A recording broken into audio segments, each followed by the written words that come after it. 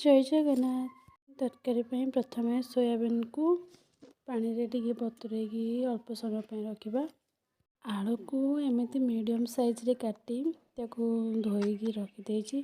तापर एठी मु टमाटो अदा रसुण पियाज काटी रे पियाज अदा रसुण तेजपत्र जीरा और अल्प पानी दे ताको भल भाव रे बाटी नेबा।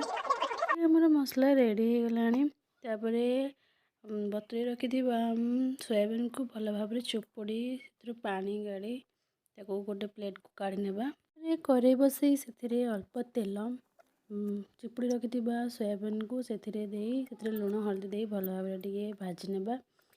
एठी हमर सोयाबीन भाजी हेलानी भाजी ताको गोटे प्लेट को काढ़ी नेबा। सेई कड़ाई रे अल्प किछि तेल नेबा सेथिरे काटी रखिथिबा आलू को टिके अल्प लुण देई ताको भल भाव रे भाजी प्लेट को काढ़ी नेबा। पुणी से कड़ाई रे अल्प तेल नेबा तेजपत्र गोटा गरम मसला जीरा को दे भल भाव फुटी सारा पर से पियाज दे भल भाव टिके भाजी नेबा।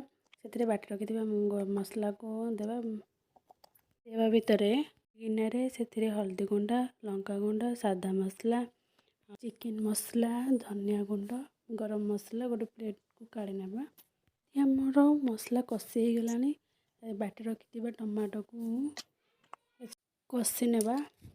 लुण बाउल रे काढ़ी रखिथिबा मसला को सेथिरे देई भल भाव रे कषि नेबा। मसला हमर एठी कषि हो गलानी भाजी रखिथिबा सोयाबीन और आलू को सेथिरे देई भल भाव रे भाजी नेबा। भल भाव रे भाजी सारा पर सेथिरे गरम पानी देई भल भाव रे फुटै नेबा।